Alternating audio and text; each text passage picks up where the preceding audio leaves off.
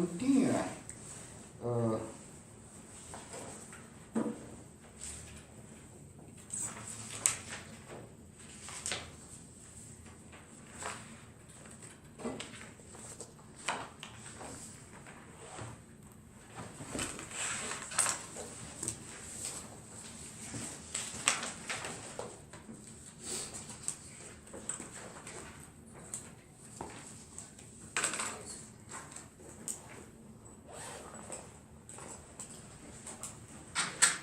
A few words about the language. So in the language we of course can use shortcuts.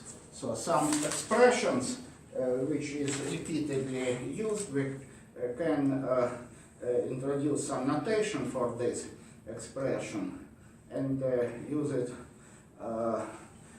repeatedly. So shortcuts.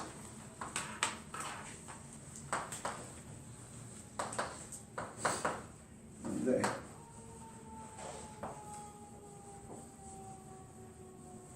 language L.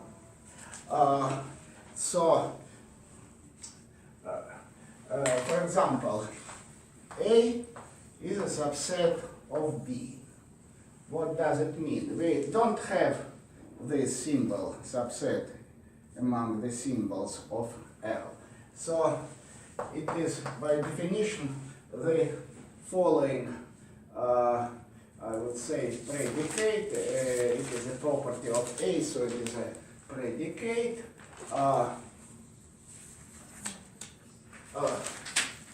Let me start other. We had the following quantifier.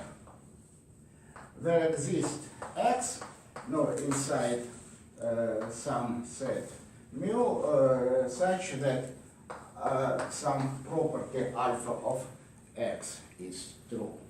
Yeah, there exists. So it is existential quantifier. We have also quantifier for all X is mu. X in mu, say there is something beta of X. So for all X. So what does it mean? Can we express it in the form which uses only existential? Of course, this has the following sense.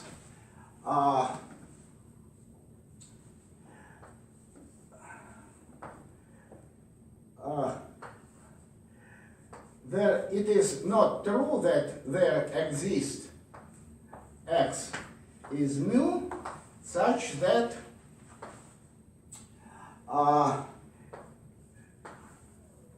beta of X is not true. Yes, once again, it's an important point.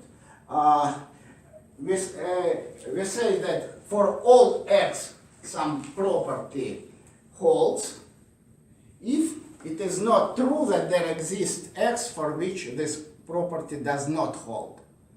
Yeah? So this expression, it is also a predicate. Yes, it is also a predicate, and this predicate already has only quantifier existence and negation. They both are inside our list of initial symbols of our language. Yeah?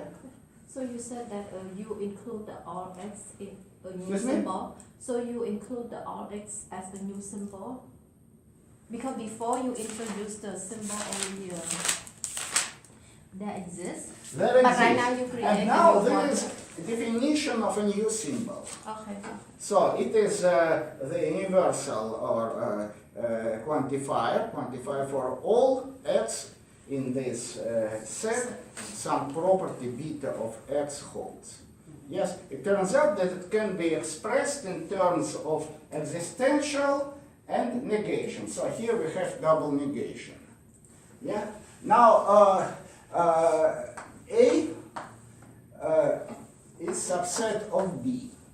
It is also given B, no, A and B are sets, and this is also a predicate which depends on A and B. So for some sets A and B it is true, for some of them it is false. So what does it mean? We do not have this symbol in our list, but it means the following.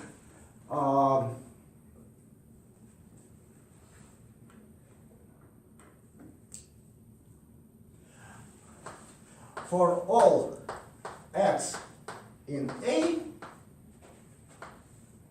we have x in B. So this expresses, so any element of A is at the same time element of B. So this is the meaning of this symbol. Yeah.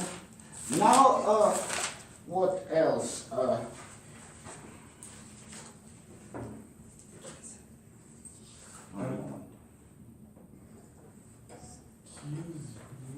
Yeah. I have a question. If we defined the inclusion by it is not true that there exists x in A and not x in B, Yeah. would it be trivial? Would it be easy to prove that it's equivalent to this formula? I think yes, it is the same. It is some algebra of how it's called, propositional calculus. Yes, but I think there is more direct. So you can touch your ear this way, and you can touch this way. Yeah. What else? For example, y equals f of x. Yeah. It is by definition the same the pair xy in f. Yeah. So the function f is by definition some relation, some special sort of relation. So it is subset. F is subset of Cartesian product of the set where x belongs and y belongs. Yeah. If this pair belongs to f, it is by definition the same as this. No, what else? We can write here A is a strict subset of B, means that A is a subset of B in this sense, and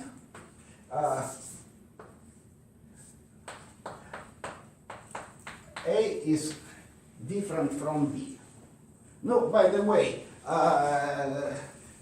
some say alpha is different from beta is the same, that it is not true that alpha equals beta for whatever alpha and beta. Yeah. Now there are some logical simple logical operators.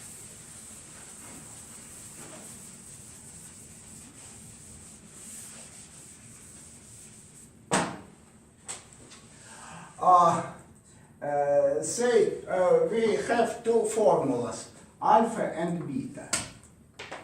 Then you write alpha or beta. What is this? It is by definition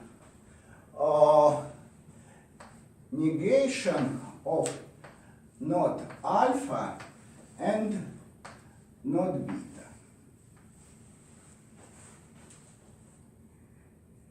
Yeah. Once again, alpha or beta is true when one of them is true, or both of them is true. Yes? We can, with a useful device, use the table of truth table. The table is the following. It is alpha, it is beta, it is true, false, true, false. Now, if alpha and beta are true, then alpha or beta are true. If alpha is true and beta is false, then it is also true. So one of these is true. If alpha is false, beta is true, then it is true. And if both alpha and beta are false, then it's false. Yeah. So this table for alpha or beta. Now let us look at this table again. It is alpha, it is beta, it is alpha. True, false, true, false. If alpha and beta are true, so this is false, so this makes sense and. So if both are false, so the conjunction is also false, yes? And here, if this is false, then its negation is true. So here we have true. If this is true, this is false, then the conjunction is also false. Yes, because it is both should be true, so alpha and beta should be true, so that alpha and beta are true. So here this conjunction is false, and the negation of false is true. So this is true, by same reason this is true. And if alpha and beta are both false, then not alpha is true, not beta is true.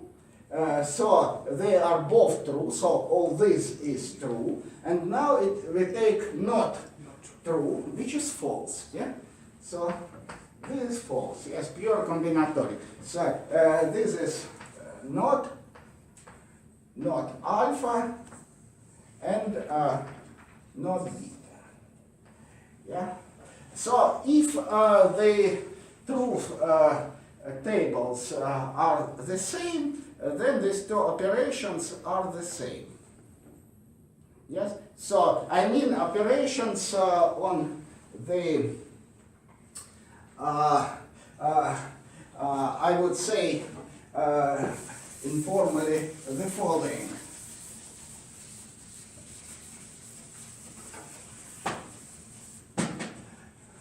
The truth value of alpha or beta is the same as truth value of not alpha and not beta. Yes? So from the viewpoint of their true or false values, they give the same result universally for any formulas alpha and beta. Now let me consider the following.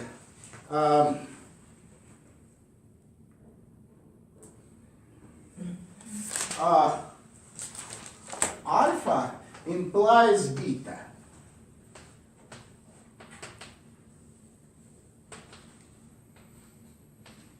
So if alpha, then beta. Yeah. So what is the truth table for this? So it is alpha, it is beta. So true, false, true, false. So from true alpha,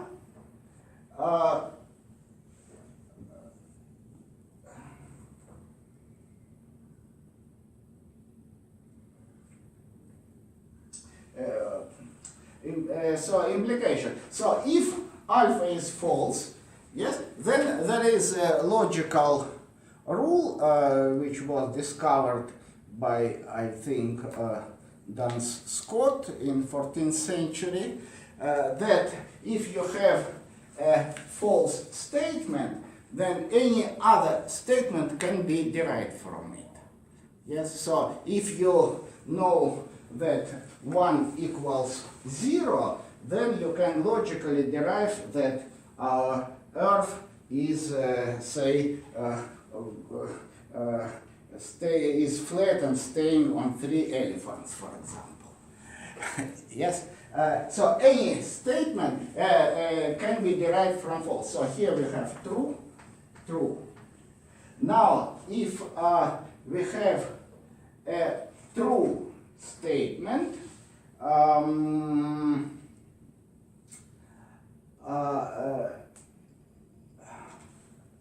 then no false statement can be derived from the truth. So here we write false, and here we write true. So from true statement, if both alpha and beta are true, then we can say that alpha implies beta. Maybe not logically, but does not contradict. Yes?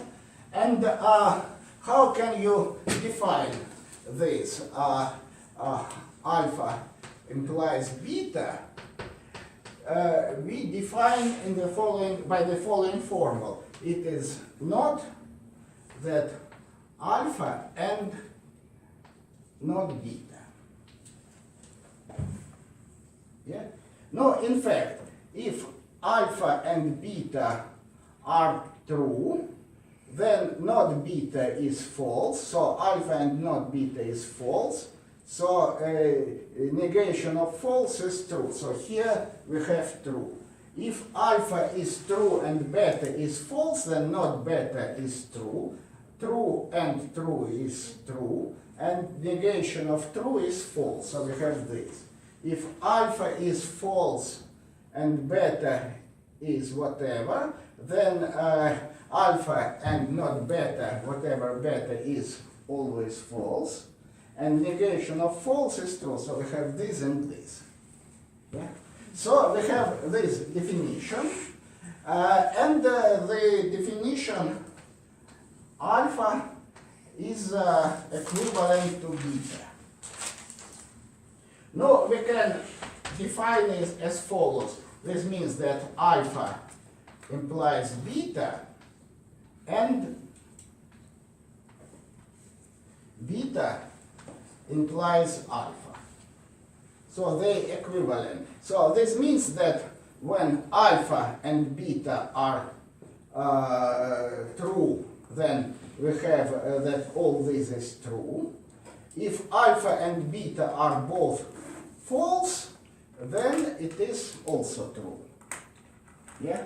So two true statements are both equivalent, and two false statements are equivalent. And if one of them is true and other is false, then this statement is false, because one of them is false.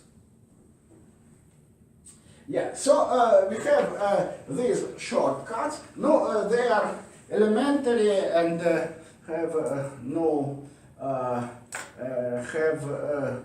specificity. So they will be used universally. And more specific shortcuts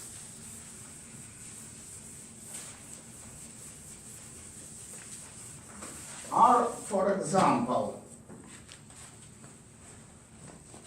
gamma is a group. In the algebraic form, algebraic sense, yeah? So, to do it, how to define it in our language? We have to define, it is conjunction. Conjunction is a series of formulas which are connected with this sign and, symbol and. Yeah? Conjunction of several symbols. No, the first is alpha equals gamma is say G dot E, beta dot is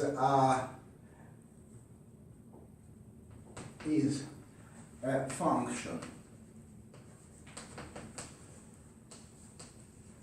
from G cross G into G, and then we have to disclose what is this. So we have to write that it is some relation in G times G, satisfying that the domain is G times G, and that it is yes, and that it is a function. So for any two arguments here, x and y, there is only one z here, such that x, y, z, this triple is element of this dot, and gamma is that for any x, y, z in G, x dot y dot z equals x dot y dot z, and delta, it means is the following formula that for any x in G,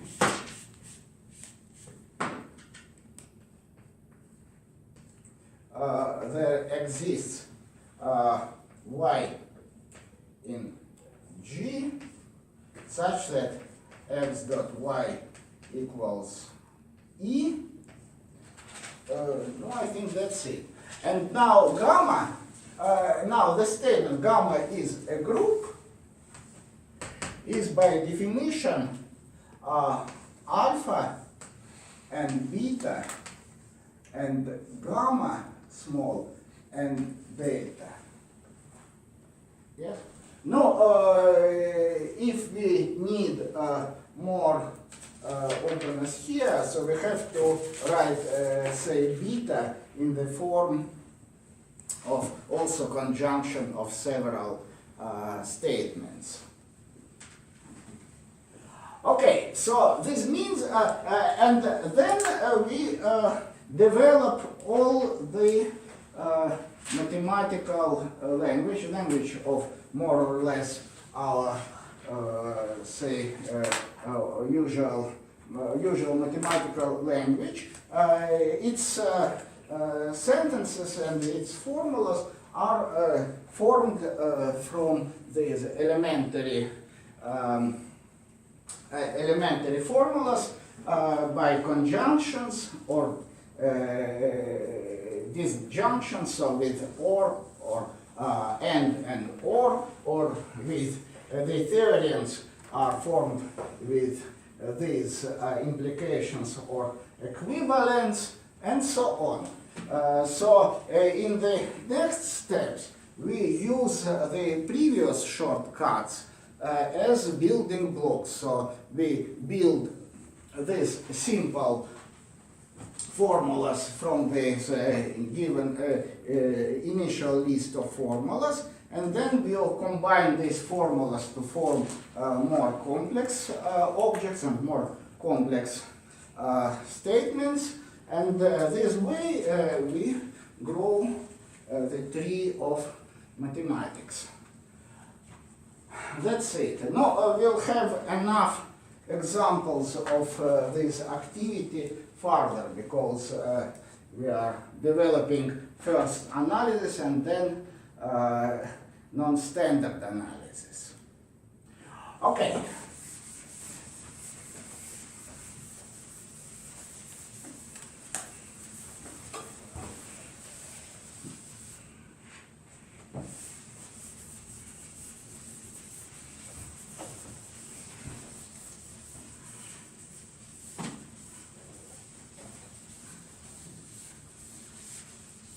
So today we make an important step forward, and I first introduce the notion of a filter. Now, this thing was defined first by Henri Cartan. Somewhere in 30s, maybe it is the most important contribution of Cartan to mathematics. So a filter is a general, I would say, construction which includes all possible limit passages in analysis. So what is the filter? Suppose that I is a set. Yes? I is supposed to be infinite. Otherwise, it is not interesting. Elements of I are denoted by I small. No, possibly with some indices. So this is our set. Now, what is filter? Consider the set of all subsets of I. P of I. All subsets of I.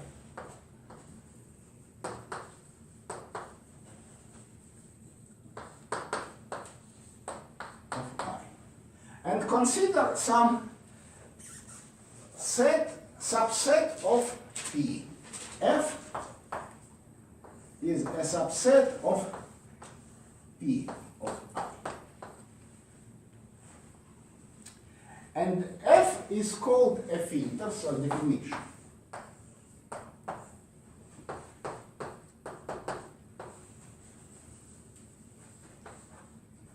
Filter. If and only if the following is true. First, we have empty set is not element of F, and I is element of F.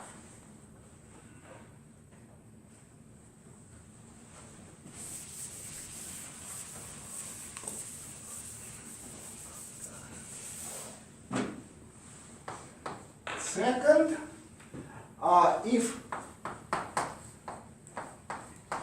A and B are elements of F, then their intersection is also elements of F.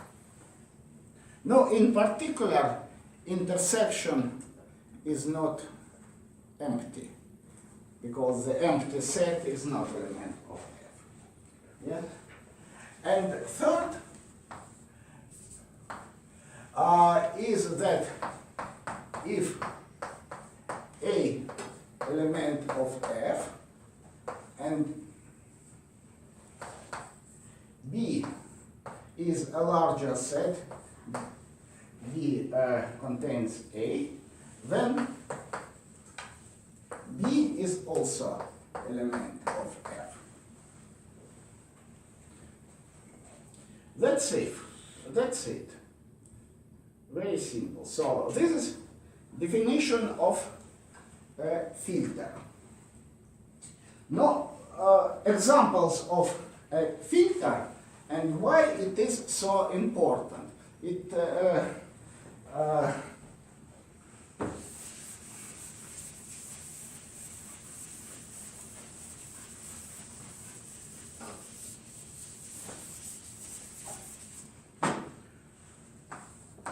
example 1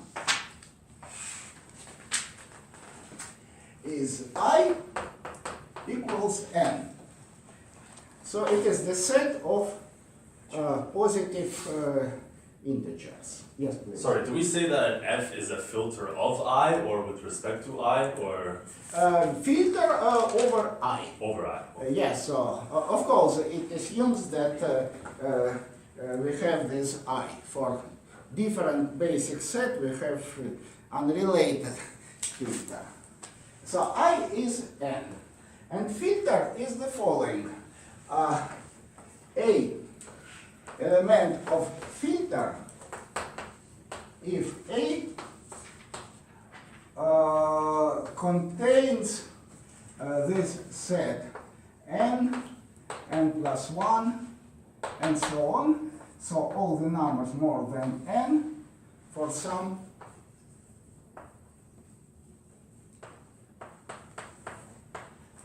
n.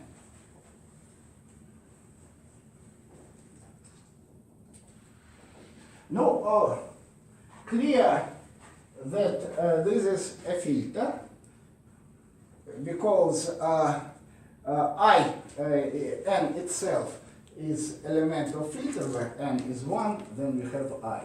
And none of these sets is 0 because it contains at least one element, this subset of n, no, I would say tail of these integers starting from n.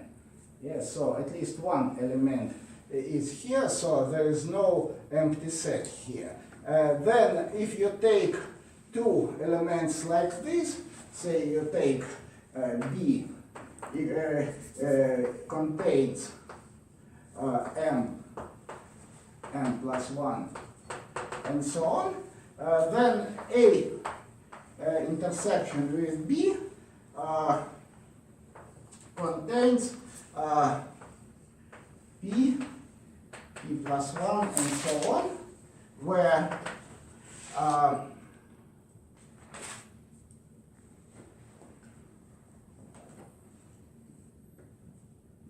Max of m and n. it is A and B set of sets, so A should include this set. It is one particular set, yes. B should include this. A include this.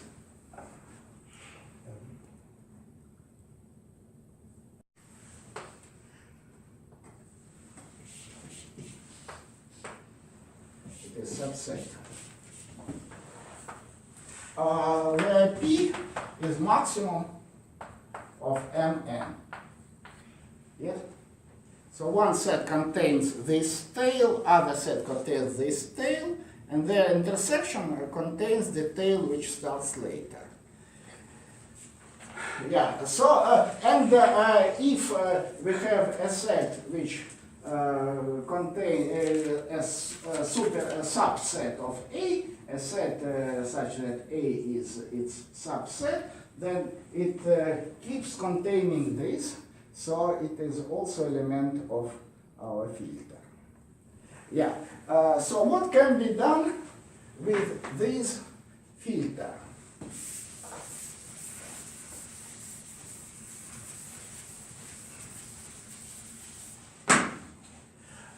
Consider a function f of I, where I is element of our basic set I. Yeah. Now in this case it is simply a sequence. Yeah. In this example, f of I is a sequence. F of 1, f of 2, and so on. We have this sequence. Now let us consider what is the limit of this sequence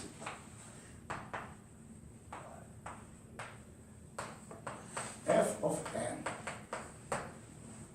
So this limit, suppose we have this limit equals say a. What does it mean? In the language of filters, we can give the following. We write limit along this filter f of I. Let me write I.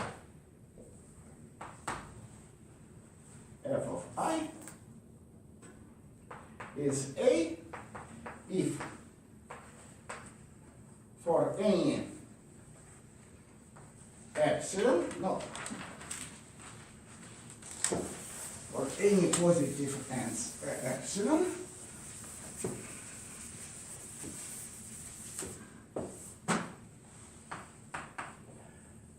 there exists some a element of our filter such that for all I in this A,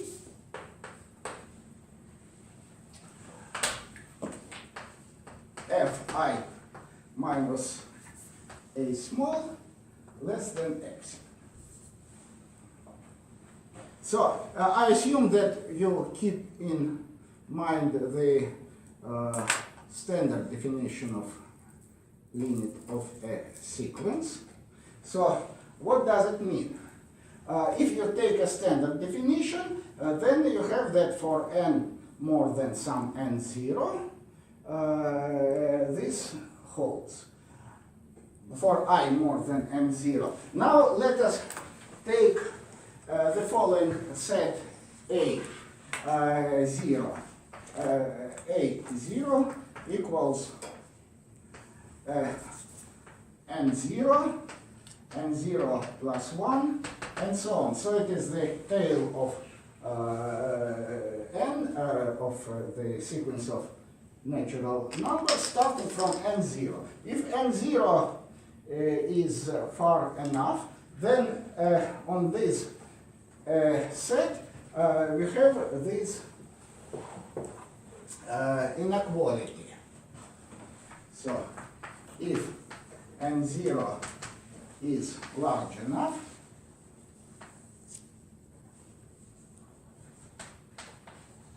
then let me write holds for all I in A0. No, this is enough because if you take any other set in our in the filter, yes, its intersection, that set contains some tail starting from some n1. Its intersection with A0 contains the tail starting from maximal from n1 and n0. Yes, so on that intersection there's also holds. Okay, now let us look at this definition. Let me write this definition. So this is definition of a function which converges along a filter.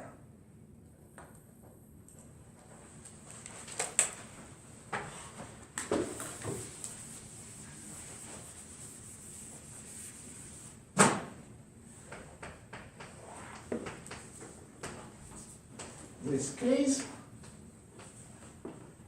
we say that f of I converges to A small along the filter f. So the function f small f of I is defined on the basic set I, yes, and if you are given a filter, then you can use this definition and say if this function or sequence in this case converges to some limit A. And then you prove all the usual theorems on the limits, which you prove for sequences, just the same way. For this wide definition of convergence. So here we extracted from the notion of convergence, we extracted the essence. The essence is the basic structure, the structure of a filter. It turns out that it's enough to prove it. But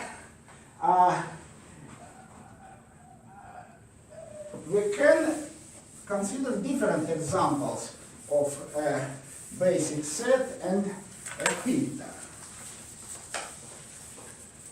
Say, basic set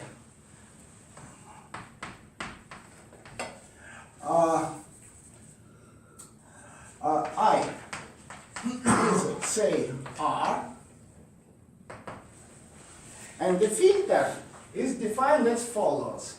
The set A belongs to the filter if A contains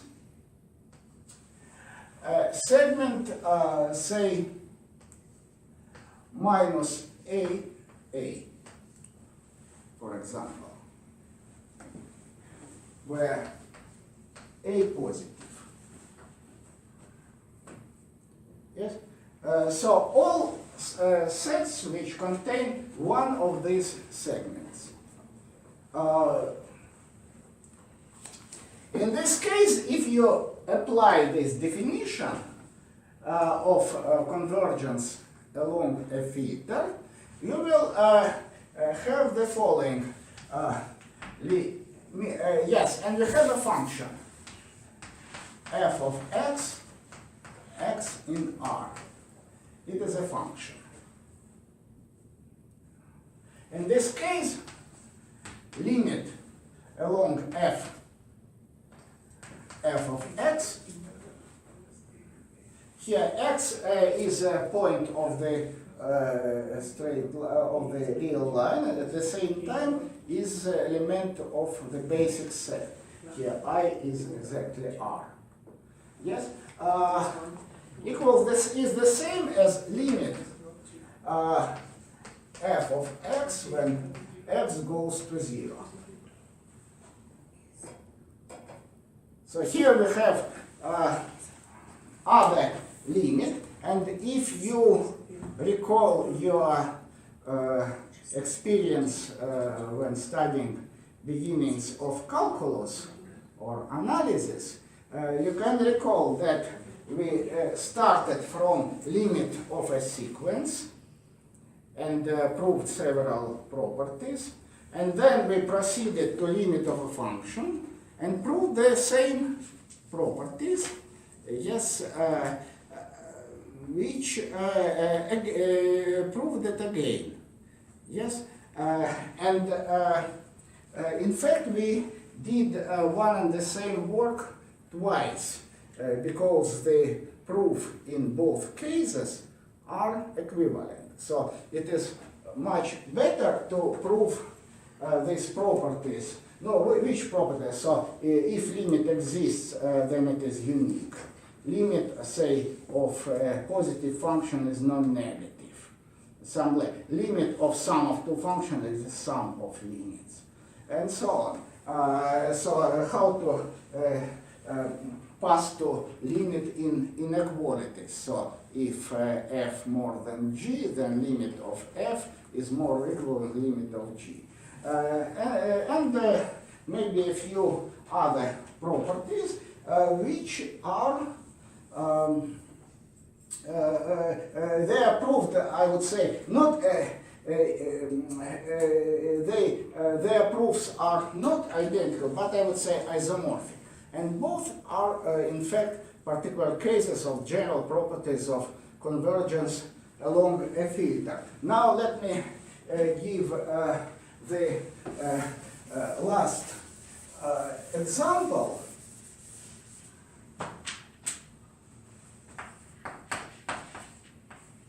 We want to define the Riemann integral.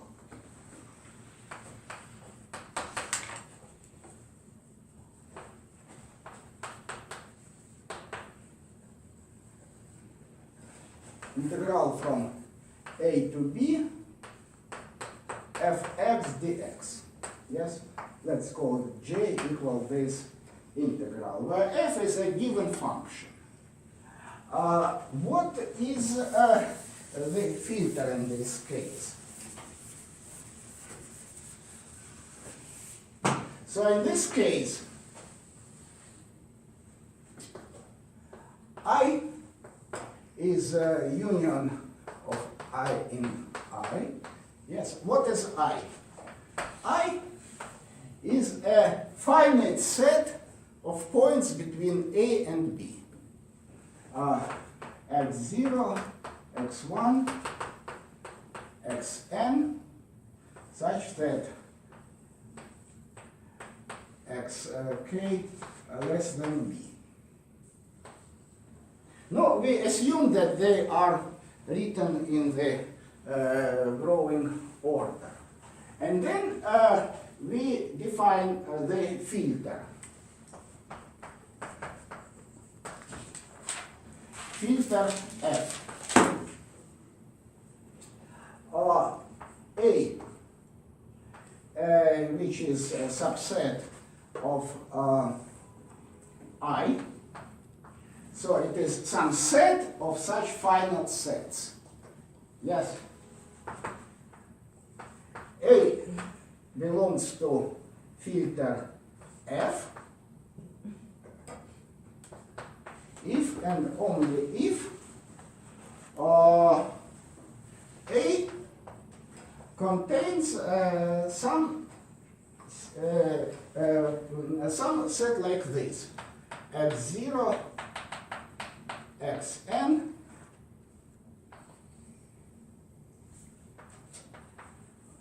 for some n.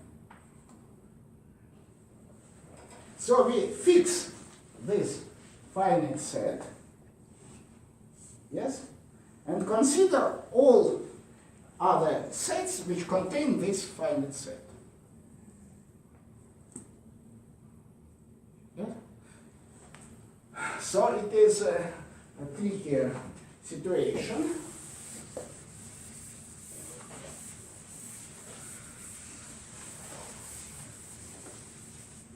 Now, why it is a filter? We assume that here k is more or equal than 1.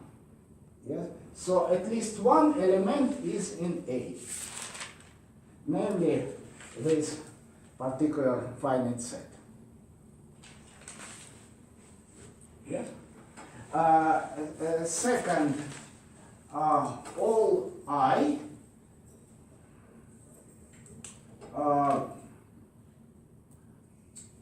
all I is the set of all this set. Of course, it this set of all possible finite subsets. So, in particular, it contains a given finite subset. So it is true. Now, if you fix this finite subset and consider two sets, two finite sets, A is also finite set, which both are larger than this set, then their intersection is also contains this set. Yeah? And if you have a set which contains as a part these points, then and take a larger set, it keeps containing these points. So it goes together. Yeah? And now we define a function f, just a minute, f you have already, say phi of I.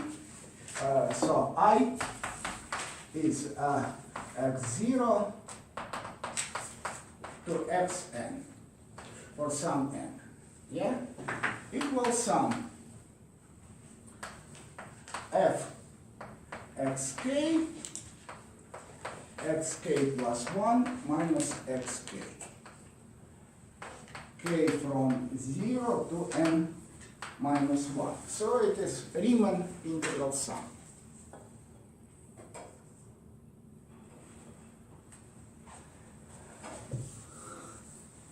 And the following thing, which requires some, I would say, understanding, is that this J equals limit T of I along the filter F.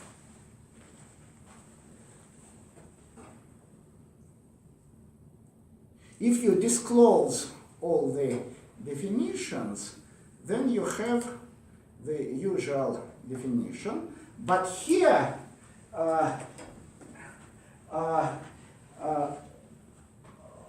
all the properties of Riemann integral, if such limit exists, all the properties are obtained from the general theorem of convergence along a filter. No, for example, that Riemann integral, if it exists as a limit along this filter, then it is unique. Yeah, so why it is unique? It is possibly it's better to give it as exercise in the problems which I will eventually give you. Yes, so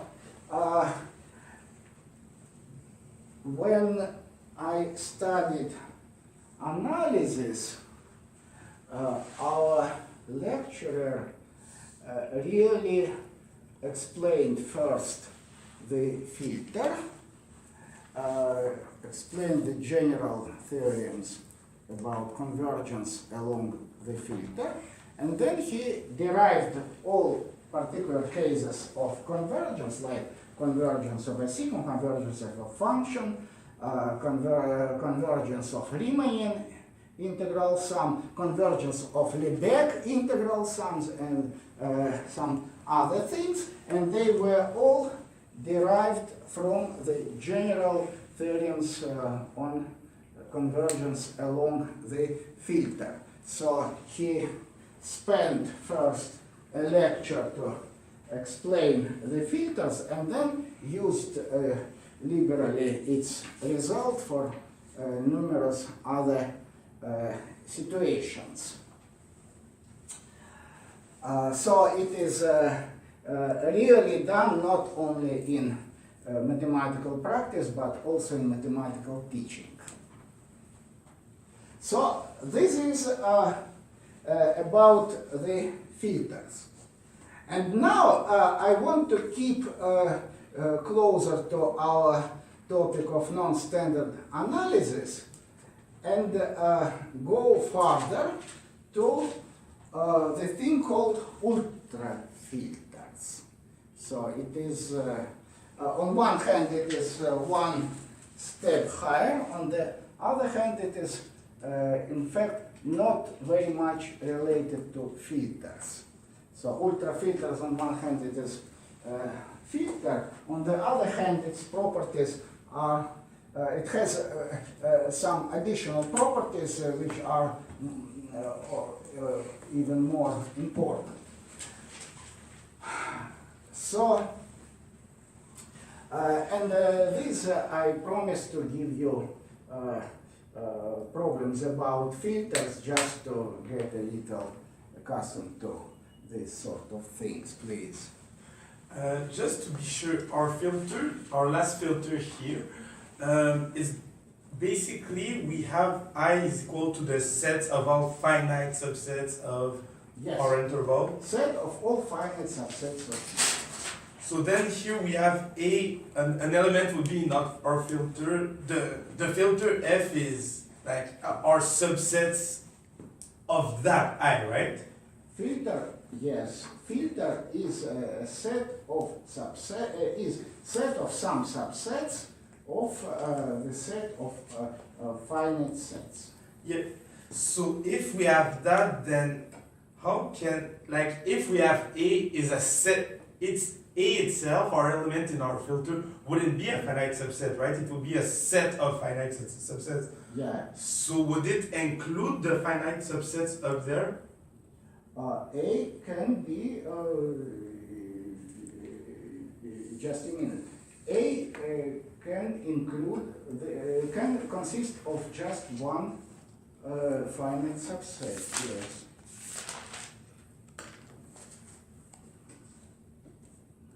One moment.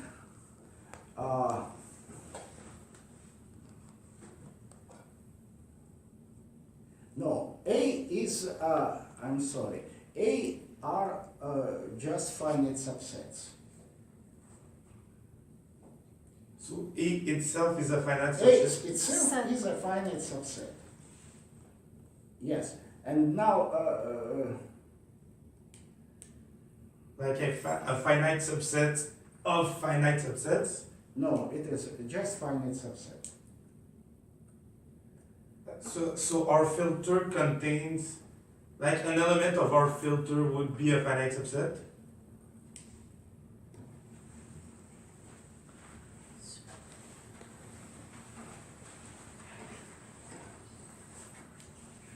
No.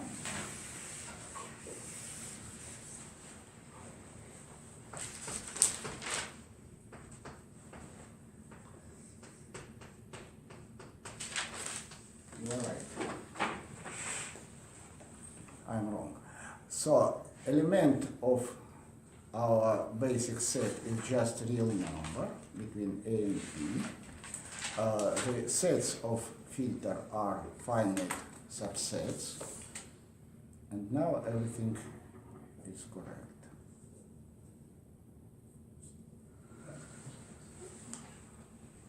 Yeah. So,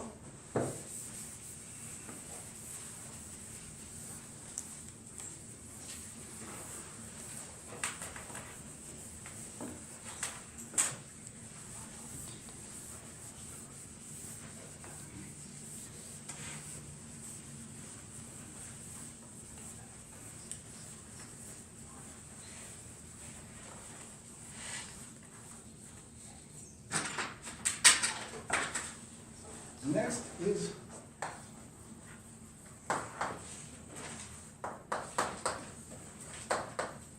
ultrafilter.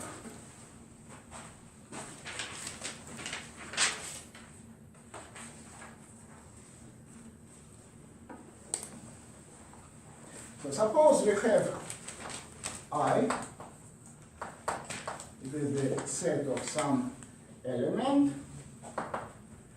F is a subset of P of I.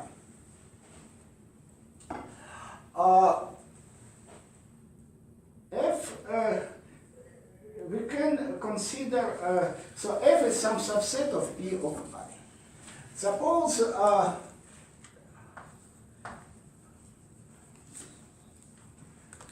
G is also subset of P of I, and F and G are filters.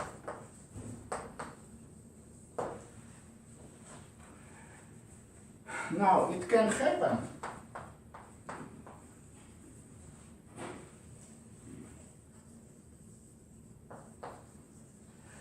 that G is a proper superset of F.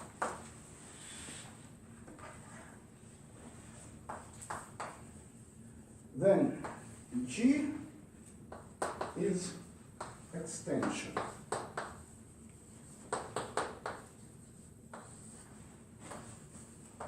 of F.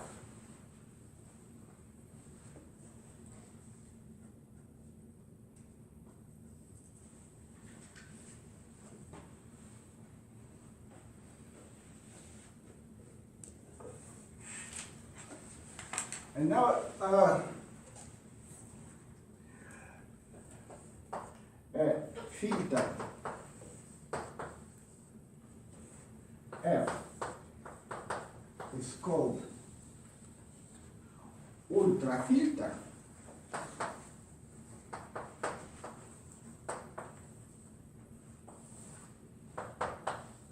if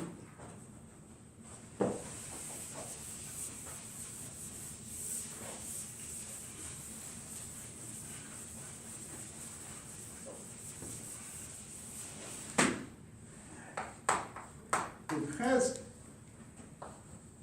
no proper extension.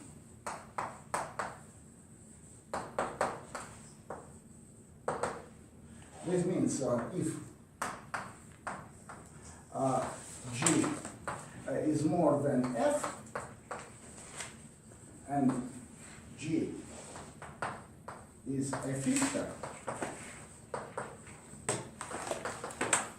then G is the same as F. So we extend the filter, and then if we cannot do it any further, then so any larger set is no more a filter. So the biggest filter, yeah? No, I would say that if you have a larger filter, then you have more convergent functions. Yes? So some functions which were not convergent in sense of smaller filter, they will begin converge in a larger filter. Yeah? So when you enlarge the filter, you enlarge the say stock of functions which have limit. And in case of maximal filter, it is something extraordinary. We have as many functions as you never had before. So for example, let me go a little bit ahead of the topic. If you have a filter, say, which I told you, this usual filter on the set of positive integers, yes? The filter can be called Cauchy filter. It's filter such that every set of this filter contains some set n plus 1, n plus 2, and so on, the tail of natural numbers. Yeah? So this is my first example. So in this case, we can have sequences which converge, and there are also sequences which do not converge. For example, sequences say 1, 0, 1, 0, and so on. This sequence does not converge. And the great property of this ultra filter, so if you extend our filter, Cauchy filter, which is certainly not maximal, if I extend it to maximal filter, which is possible to do, then we have a great theorem that any bounded sequence converges to some limit.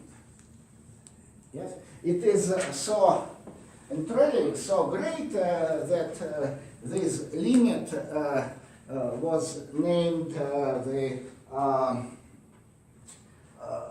Banach limit, which exists. It's defined otherwise in functional analysis.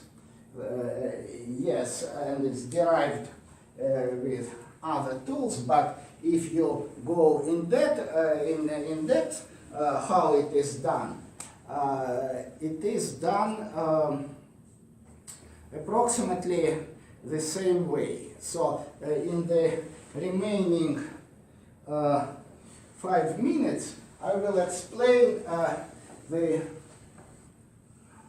following theorem.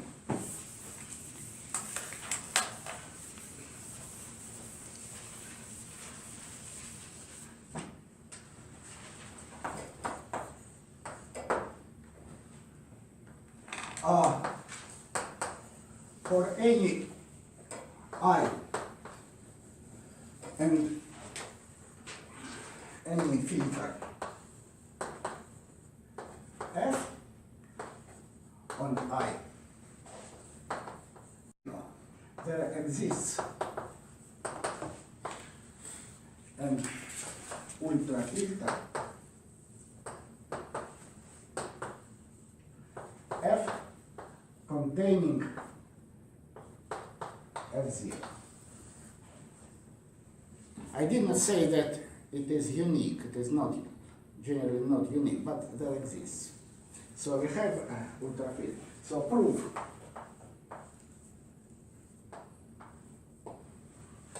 Suppose we have, say, sigma be a set or be some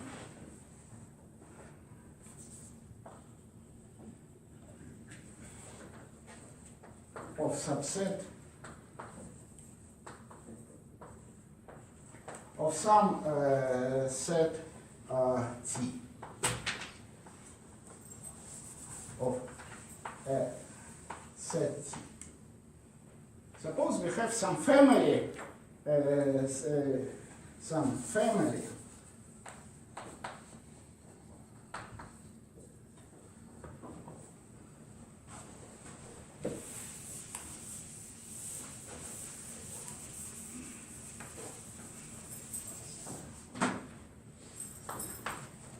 then there exists a set sigma in sigma such that there exists no subset, no set sigma prime in sigma such that sigma prime contains sigma. So in any family of sets, there exists a maximal set such that no other contains this set. No, sometimes the term maximal means very little, because suppose all these sets are disjoint. They have empty intersections. Then any of these sets is maximal in this set, because there is no other set in our family which is, contains this set. Yeah? So there exists such set.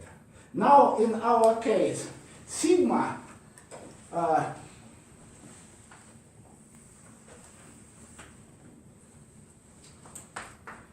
in our case, sigma is the set of all filters containing F0. Yeah?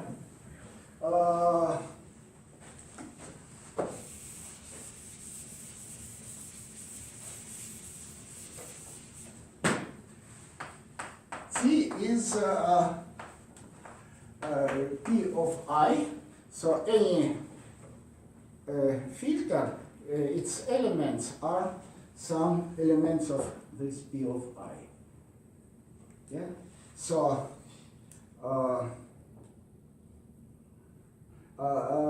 just a minute. Filter is a connection of elements, is a collection of elements of P of I. So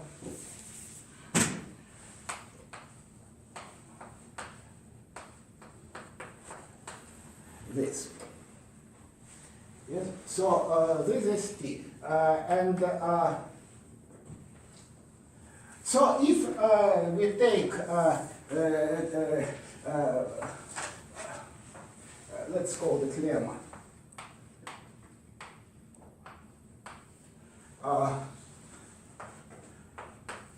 By the lemma, there exists maximal filter F in sigma, which is exactly what I told. No, it is a maximal set, and trivially we prove that this maximal set is a filter. Now, what about the lemma? This lemma is a particular case of what is called Zorn lemma. So what is Zorn lemma? No, let me explain. Suppose, no, okay, I will not explain Zorn lemma. Zorn lemma in this case says that suppose we have a chain, any chain of sets in sigma, such that every next chain contains the previous chain or all other previous chains. Yeah, and suppose we have this chain, and there exists a set which contains all elements of this chain, all the sets. Yeah. Now, in this case, it exists as a union of all sets in this chain. Then there exists a maximal element, maximal set. So here I don't prove that there exists maximal set because it requires some other tools of set theory, which let me not tell you because it would take another couple of lectures. So here the base is this Zorn lemma. So by the Zorn lemma, so I will say lemma is proved using